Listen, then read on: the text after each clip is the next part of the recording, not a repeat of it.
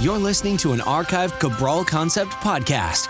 After listening to this show, check out the most up-to-date podcasts available at stephencabral.com/podcasts or search directly on iTunes.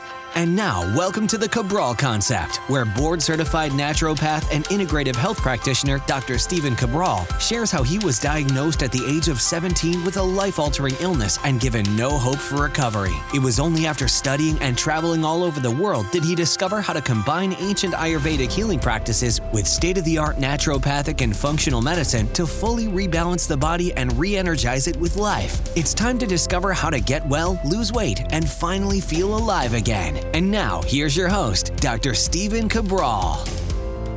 Thank you for joining me today on this Weight Loss and Wellness Wednesday edition of the Cabral Concept, where we are going to be talking about how to finally get rid of Candida and bacterial overgrowth in the gut. And why does that matter? Why is that so important? Because these are two toxins. I talk about them in one part of the top 10 toxins in the Rain Barrel Effect in my new book. That explains exactly and why you must make sure that you have a balanced gut. And the reason is this. The reason is very straightforward. Without a proper working digestive system, you are not going to be able to manufacture all of the vitamins and minerals and nutrients and even neurotransmitters like serotonin to make you happy, to make you feel good. And those don't happen if the gut is not balanced. So what happens? Well, over the course of our life, if we've drank alcohol, or maybe you've been on birth control before, or you've taken Advil or ibuprofen, you've used antibiotics before, even if it's been many, many years, right? You may have got food poisoning or bacteria in your gut from poorly cooked food or something to that degree, right? Any one of these things can start to wipe out some of the good bacteria. Even our own tap water. Our own tap water contains chlorine. And chlorine does wipe out bacteria. Now, that's good if you're in a swimming pool, I guess. I'd prefer to be cleaned in other ways, but that allows the bacteria to be gotten rid of. And the same, of course, in your own tap water. And I've shared this story before, but when I was overseas and I was in one very rural area of India, I actually brought chlorine tablets with me. I brought iodine and chlorine tablets. And I would drop it in the basically bucket of water that was my water for the day. And the reason I did that is I didn't want to take any chances. I didn't want to get Giardia or some type of parasite or something like that. But what I did was then I stirred it in. I let that water dissolve. The chlorine will eventually evaporate or a lot out of it. Now, but that was the difference between me getting a parasite or me not, getting some chlorine. And of course, I brought my probiotics, all those great things overseas. But on a day-to-day basis, we certainly do not want to be taking that in. If we can be drinking filtered water, better. If we can be using even a shower filter, any of those things, even better. And I would say bath filter for your kids as well, especially since they're putting bath water a lot of times in their mouth and we know they shouldn't be. And the other part is that spring water, again, spring versus filtered water, much, much better, much more nutrient or mineral dense at least. But what can happen is that when we start to lose some of that good gut bacteria from the Advil, the ibuprofen, even artificial sweeteners like Splenda will wipe out bacteria in your gut, that the bad bacteria, the pathogenic bacteria, we'll call it. Now, it's always supposed to be there, so it's not bad. Remember, everyone even has E. coli in their gut, but we don't want the E. coli bacteria to overgrow. And everyone has Candida, which is a fungus or a yeast in the gut, and it's supposed to be there, and it's supposed to outlive us, actually, but it's not supposed to overgrow. But if we use an antibiotic or something like that and we wipe out the good bacteria, well, it's not an antifungal. Antibiotics they're antibacterial, not antifungal.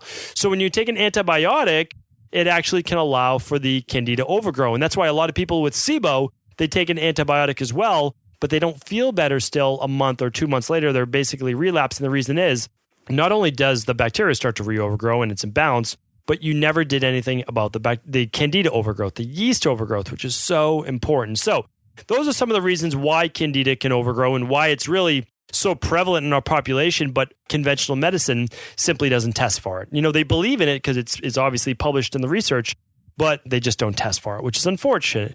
We test for it using an organic acids test. That's the main one I recommend. Kind of a backup for that is that it can show up on the food sensitivity test, the IgG food sensitivity test that we recommend.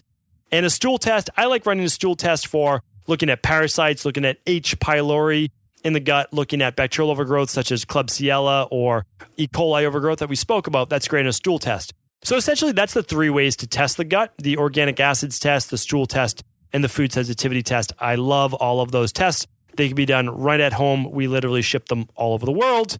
And yes, we are working on shipping to Europe right now. We ship to the UK, Canada, Australia, probably later this year to Europe. So that's how you can test. If you're working with a functional medicine practitioner, they can test you for these things, okay? That's the best way to get started. But what if you just suspect Candida overgrowth, or you suspect SIBO or some type of bacterial overgrowth in your gut because you've used antibiotics in the past, you've used birth control, you've had alcohol, you use NSAIDs, things like that. Okay, well, you can actually assume that you may have it. Now, it's up to you. And if you assume, it's not that you're doing harm by completing something called the Candida and Bacterial Overgrowth Protocol, which I'm going to explain in a moment. But what I want to do is give you some of the symptoms that you may have. Now, the symptoms you may have are gas and bloating. That's a pretty easy symptom, right? Of that there's something in your gut, something in your intestines, 23, 25 feet of intestinal tract, that something in there is allowing for the fermentation of food. Now, it could be yeast overgrowth, it could be bacterial overgrowth, any number of those things. By testing, you'll find out. But if not, if you have a lot of gas, you have a lot of bloating, most likely you do have some bacterial dysbiosis, which just means an imbalance of good bacteria to bad bacteria in your gut. And believe it or not, SIBO can actually be small intestinal bacterial overgrowth, that's SIBO, can actually be an overgrowth of too much bacteria, even good bacteria. So, of course, that's something that you want to look for as well. Either way, we're going to want to get it back in a balance. But again, going back to some of those symptoms: gas, bloating, skin rashes, autoimmune issues, headaches, brain fog, fibromyalgia, fatigue, low mood, irritability. Okay?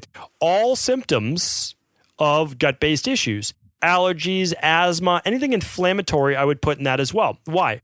Well, we know that when you eat food, you can have a positive reaction, a negative reaction, or essentially neutral.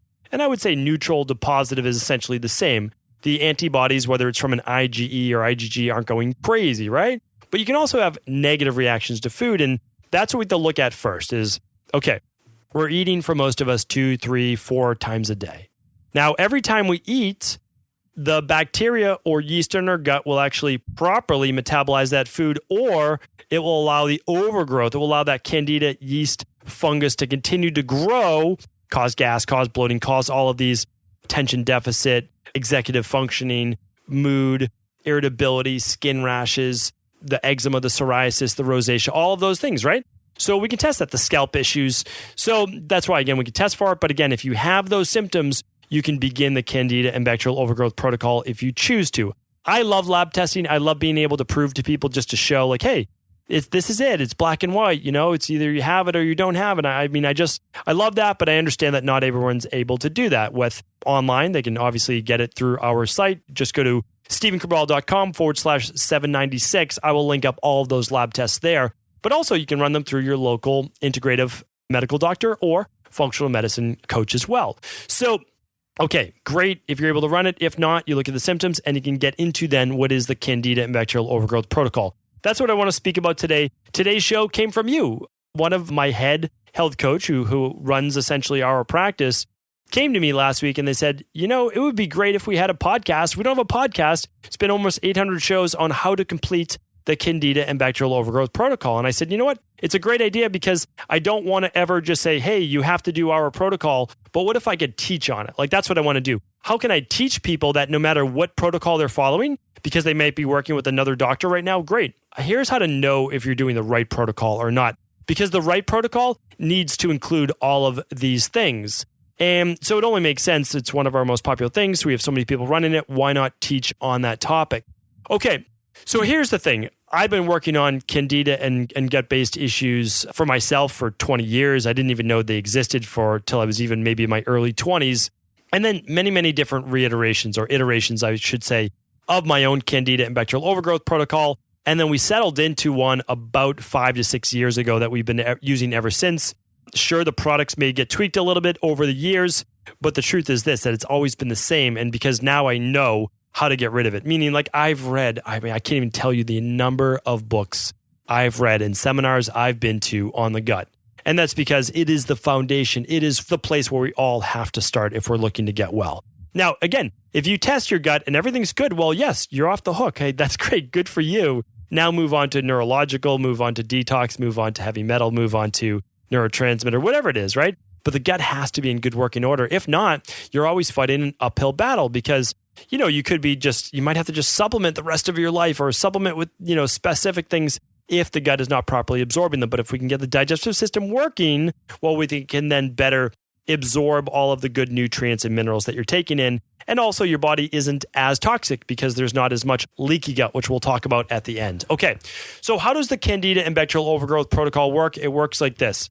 We know that when we run a lab test or someone has all of these different symptoms, they're usually too high in certain types of bacteria as well as yeast and fungal markers. Our job is to eliminate those first and then start to repopulate. Because remember, probiotics are amazing and they get people amazing results. But if you have bacterial overgrowth, we don't want to add more bacteria, which is what probiotics are, to a gut that's full of bacteria. So the first 4 weeks of the Candida and bacterial overgrowth protocol in my practice, and again, you can copy this, is removing as much as we can right away of that yeast and bacterial overgrowth. So what we do first is we use a biofilm disruptor. This was a game changer in my practice. This is what started 5 to 6 years ago, maybe 7 years ago. It's somewhere in that range.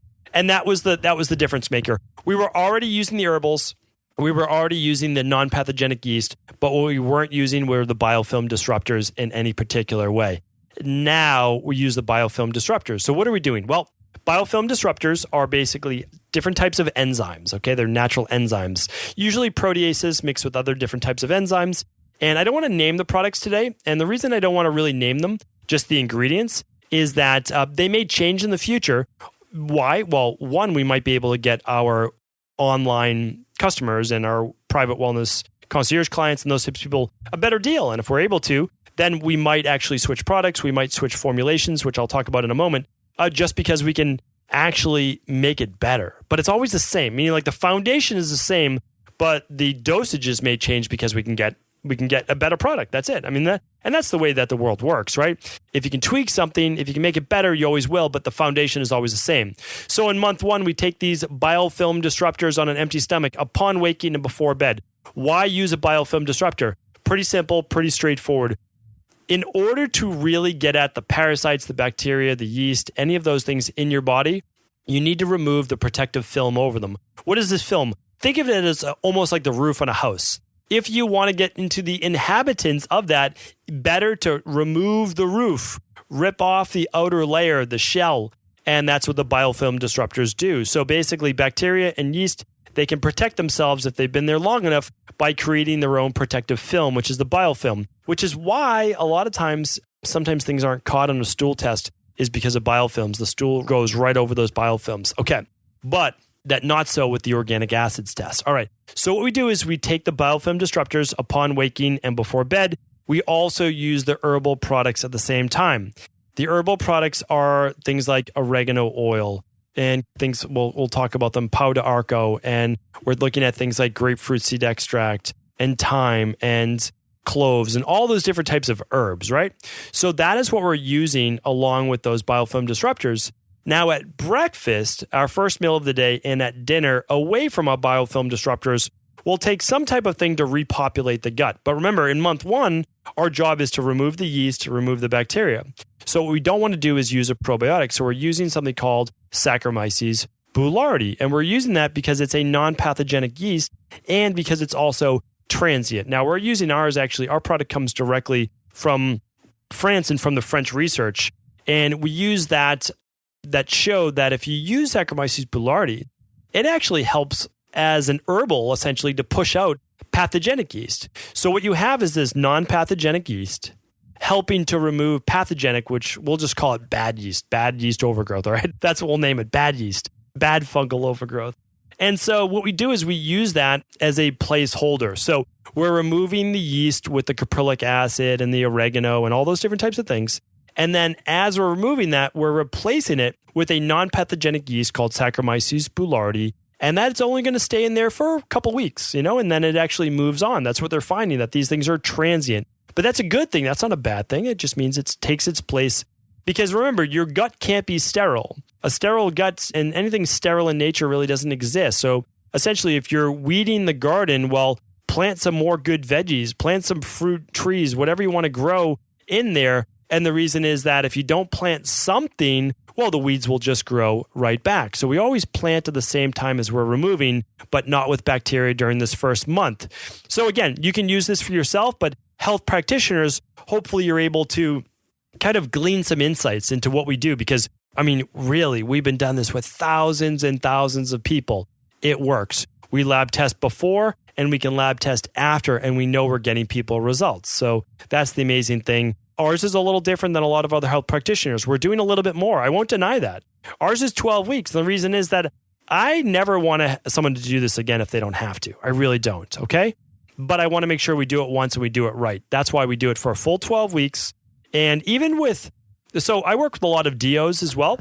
So, I mean, again, a DO can prescribe medication. And so they're using a lot of these herbals. They're using things like this, but they might actually be using some pharmaceuticals along with it, such as nystatin or diflucan or even some antibiotics. I don't do that. I don't have a need for it because my protocol works. I can back that up through doing lab testing, showing before, here was the bacterial overgrowth, here was the yeast, or here was the H. pylori, and then afterwards, not anymore. So again, like I don't need to do that, but I understand that some DOs, or MDs, integrative MDs, they still want to use the other products. Totally fine with me, but what I'm showing you is that you don't even need to.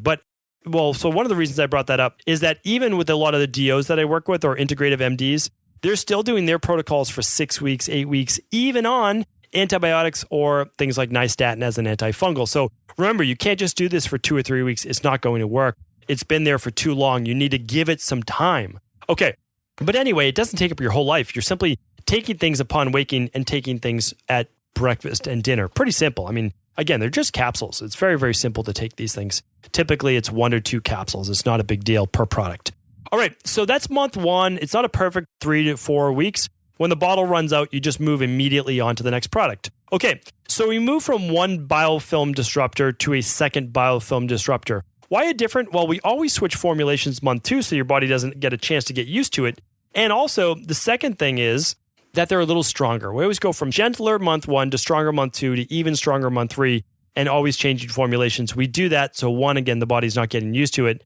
And number 2 is that you don't have the same die-off effects. Most people on our protocol never have the really bad die-off effects, which would be the headaches or like the extreme fatigue or the skin rashes or the brain fog, anything like that, because we're just working your way up on this protocol. And so one thing I just want to mention is if you are getting die-off during either of these months when you first start a new product, well, you can simply start with one product at a time, just the biofilm disruptor, and you can even start with just one capsule. So one product, one capsule. When you find the one capsule works, move up to 2 capsules of that product. When you find that product doesn't give you any die-off, then move on to product number 2. Start with one capsule, then you can move up to 2 capsules when you don't feel any ill effects. And then again, same with product number 3. Try adding that in, and again, no problems, worked up to 2 capsules.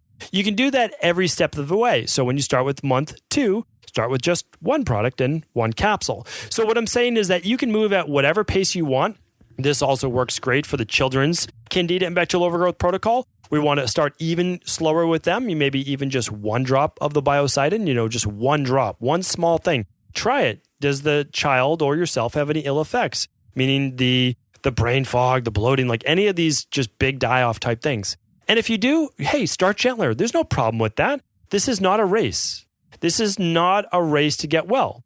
This is a journey. I want you to get well, and I want you to stay well. So I don't want you to slide backwards. So learn about your body. Start slow, work up. There's nothing wrong with that. There's no race here. There really isn't.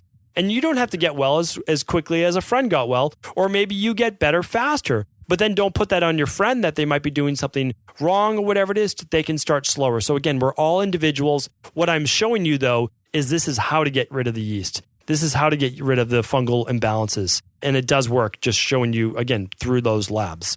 One other thing I'll add to month 1 is that I will tell you, we will add on additional products to the Candida and Bacterial Overgrowth protocol. So if you run a lab with us, whether it's the organic acids test, the stool test, the food sensitivity test, we might find Clostridium difficile. We might find E. coli overgrowth. We might find Klebsiella. And again, we don't treat the disease. We don't treat any of these things.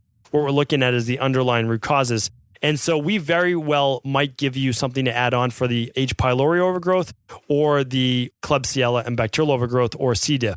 Again, we're not treating the disease. We're not treating the individual bacteria. We're not treating anything, I should say. We're rebalancing the gut. So we may actually give you something like a higher dosage of the mastic gum, okay, just for an example, or the grapefruits, the maximum GSE. We'll do that for heavy bacterial overgrowth. So I do want you to keep that in mind, and it's only for the first 3 weeks. It's a stronger product. Just as an example, citricidal, what's in the active ingredient inside maximum GSE, those drops. And again, we work people up by 3 drops the first week, twice a day, and then 4 drops, and then 5 drops by week 3, and then you're done after 3 weeks of the maximum GSE, the citricidal drops. The reason we do that is because they've been proven. I believe it's 18 studies with fungal overgrowth and 23 studies with bacterial overgrowth, such as Clostridium difficile.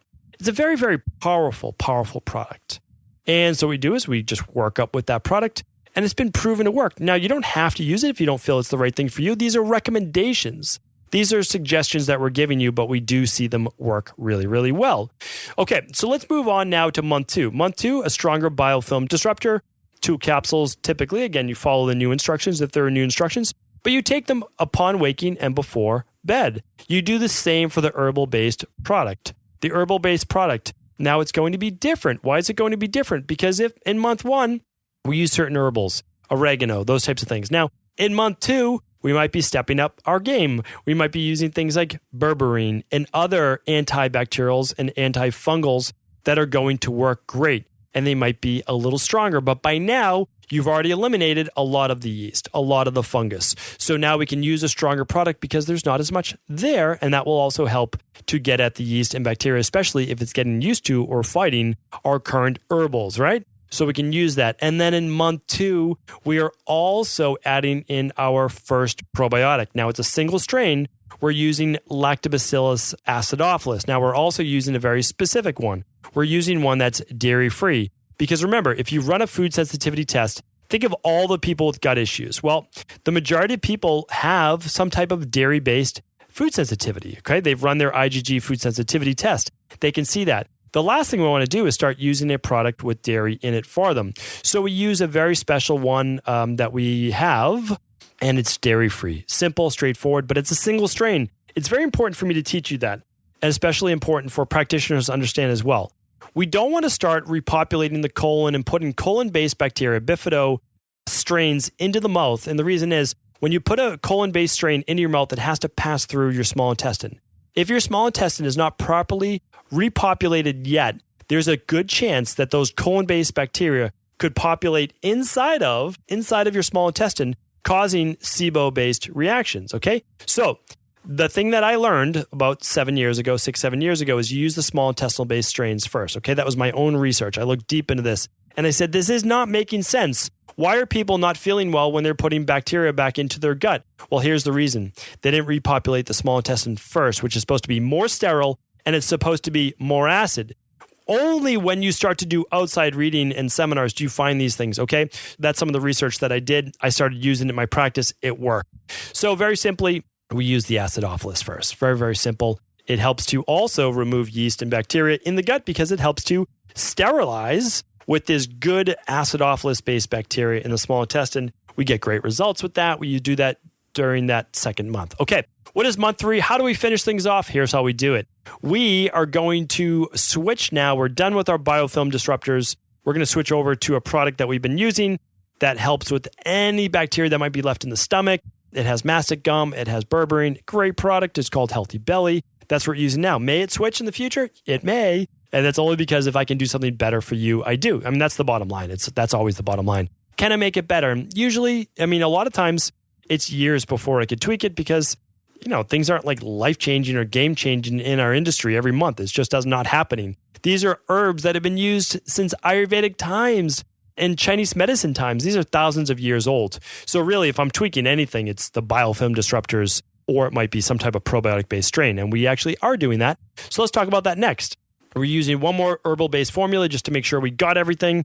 And the last part is this. The last part is now we're populating with more strains of good bacteria. We were currently using, and again, you might be using it at the listening of this Candida and Bacterial Overgrowth protocol right now, a 5-strain product. That's amazing. So it adds not just one strain of bacteria to the small intestine, it's adding 5.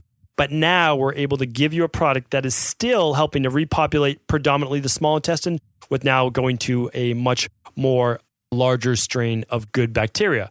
Okay, so that is and very slowly, I should say, starting to repopulate the entire intestinal tract. That is how we do the Candida and Bacterial Overgrowth protocol. Month 1, we're using the biofilm disruptors, no probiotics, and the Saccharomyces boulardii, while we're using our herbal-based product every month, of course. Now, we may give some people a stronger dosage of whether it could be the citricidal in our practice, so that's the maximum GSE, could be colloidal, could be extramastic gum, depending on what other types of bacteria that we may find. Month 2 is going to be a stronger version of month 1 with our first strain of good bacteria being added in, which is going to be our dairy-free acidophilus. And then month 3, we're using our herbals. We're moving off of the biofilm disruptors to a stomach-based product as well to make sure that stomach is clean. And we're going to be adding in now additional strains of good probiotics to begin to repopulate the gut. All of this at the same time, we're using something called our sensitive gut guide, which are which foods you should eat and not eat, because we don't want you eating foods, even if they're healthy foods, that are going to be really fermentable in the gut, that will feed the yeast, feed the bacteria. We're going to wait 4 to 6 weeks to begin to add those in because a lot of those foods are healthy, right? The cauliflower, the Brussels, all those things are very, very healthy, but they feed good bacteria, but they can also feed bad bacteria. So we just eliminate them for the first 4 to 6 weeks and then start to test them. Again, everything is a test for your bioindividuality. How do you react? It's not my job to tell you all the time, eat this, eat that. It's eliminate this and then try to add it back in, okay? That only makes sense. So that's what we do. And then after the 12 weeks, and now again, it's optional, but really after the 12 weeks, I like people to do the heal and seal protocol, the gut rebuilding protocol. I've talked about this many times because it just flat out works. Now I do this every year myself, twice a year actually. And that's because I want to just make sure I keep my gut wall strong. So anyone can do this even if they don't have gut-based issues. Okay, what is it? Well, it's a product called Healthy Gut Support. What does it do? Well, it's glutamine, it's zinc carnosine, it's aloe, it's all those things that helps to continually make your gut wall strong. So I'll just keep it in for 12 weeks. I mean, a couple times a year I do that. And what it does is it helps to, again, heal and seal my gut wall, make my gut wall stronger so that I'm not spilling proteins into my immune system. Into my bloodstream, flaring up my immune system. And this is what we do at the end of the Candida Bacterial Overgrowth protocol, the CBO protocol. We're sealing up the gut wall, and we're doing that also with the daily probiotic support. So pretty simple, pretty straightforward. For another 4 to 12 weeks after we're done, we're now sealing up the gut wall. Could you use the product, the Healthy Gut Support, during the whole CBO protocol? Sure, you're welcome to, but what we try to do is save people money. So we do the Candida and Bacterial Overgrowth for 12 weeks. And then when you need it the most, begin to seal up the gut wall right away as you're transitioning off your products for that 3rd month. And again, they don't all run out at the same time. What you just simply move from one product to the next product to the next product, whatever product is replacing it. And then afterwards, you seal up the gut wall using your daily probiotic support and using your Healthy Gut Support, which is the glutamine, the aloe vera, the zinc carnosine, all the other great products in that product, Healthy Gut Support, that have been clinically proven. Again, all of this is clinically proven. This is not me just saying, oh, it'd be nice if this thing worked. It's research proven. So it's proven on PubMed, any place you want to go to look up all the ingredients, but it's also proven in the real world. That's what matters to me. And the heal and seal is just the end part to just make sure that you stop being so sensitive to your entire world, your inner ecosystem, which is your gut, right? We don't want the bacteria, we don't want the yeast, and we don't want food proteins moving through that gut wall. But also, when you're less sensitive to your internal environment, you're less sensitive to the external environment, which means, the normal season allergens or the plastics or any of those things as well. So that is exactly how we complete our Candida and Bacterial Overgrowth protocol. It's what we look for. It's the symptoms we look for. It's literally exactly what we do in my practice. I hope this was helpful. Of course, I'm sure I missed something, so I would love to hear from you. Let me know what questions you may have. I appreciate it. This was because of your questions. This is because of my amazing health coaches, my amazing team who make all of this happen as well. Thank you so much for tuning in. If the show was helpful, please feel free to pass it on to someone else it may serve. Ever wonder what the best sauna, blue blockers, sleep trackers, wake lights, salt lamps, or other health gadgets are? Or what about the top non-toxic mattresses, sheets, soaps, bath products, toothpaste, and cookware? Or would you like to know the cleanest choices for hemp parts, meal delivery services, supplements, and much more? I personally curated, researched, and now created a resource page of all of my top picks that continues to grow each week. These are the exact products I use in my own life, with my family, in my private practice, and they're the ones I trust. To find out all of my up-to-date recommendations and all the details, simply head on over to stephencabral.com/resources.